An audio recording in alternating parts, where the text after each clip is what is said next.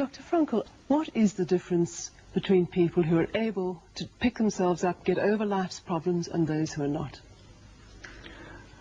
The decisive factor is decision, the freedom of choice, the freedom to come up with a decision. It should be, I would like to become this way or another, in spite of conditions that should only seem to fully determine my behavior. I wish to act freely as a responsible being, which is a human being. I wish to act in accord with heredity and environment, owing what I become to them, but also, if need be, in spite of the worst conditions.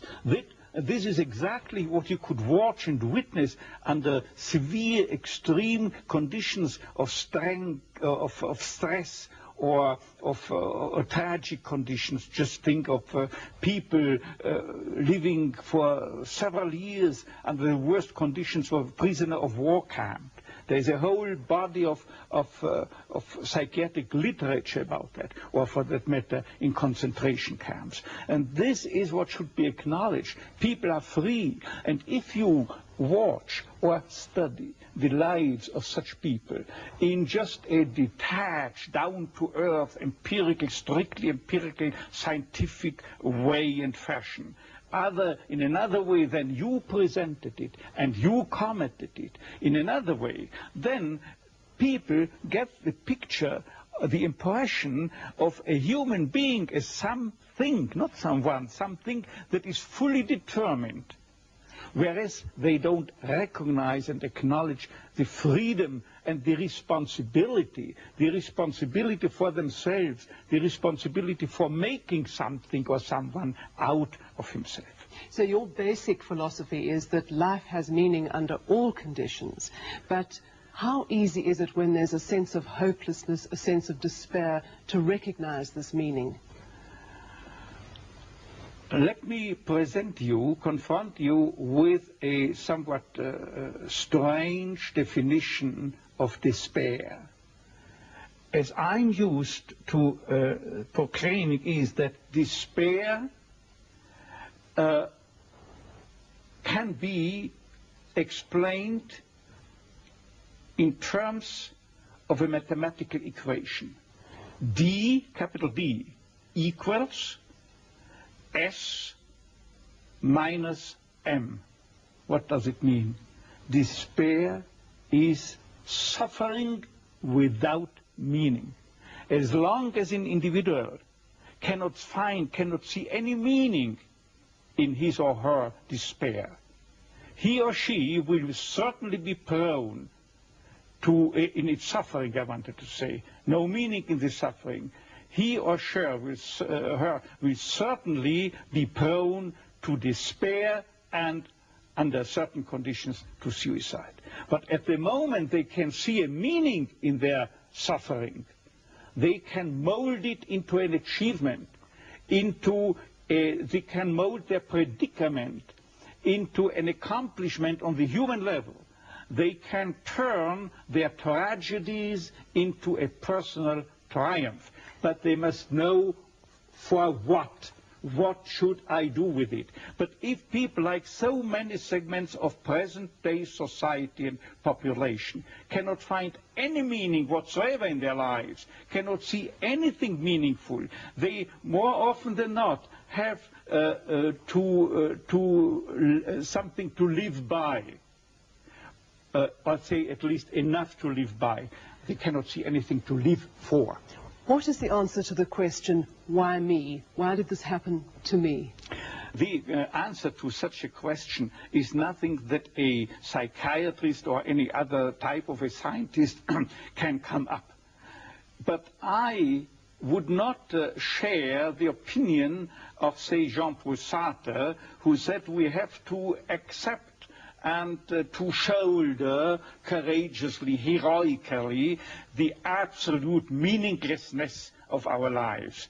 But what I think is rather that what we have to accept is the incapacity of our humanness, the incapacity to recognize the ultimate meaning in intellectual or merely rational terms. This is the only thing we have to accept.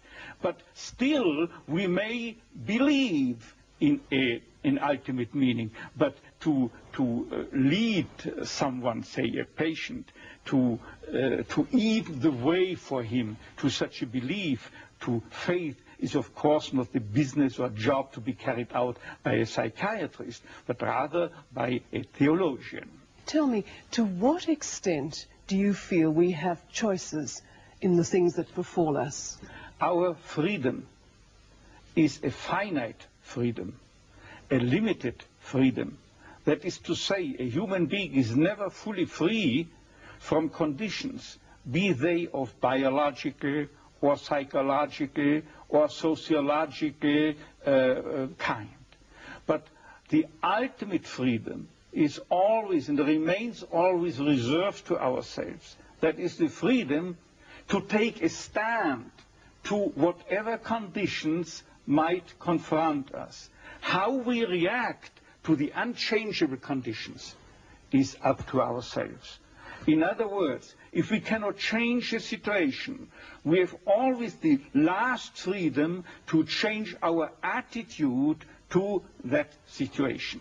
Dr. Frankl, give me an example of meaning that can be taken out of a situation of despair.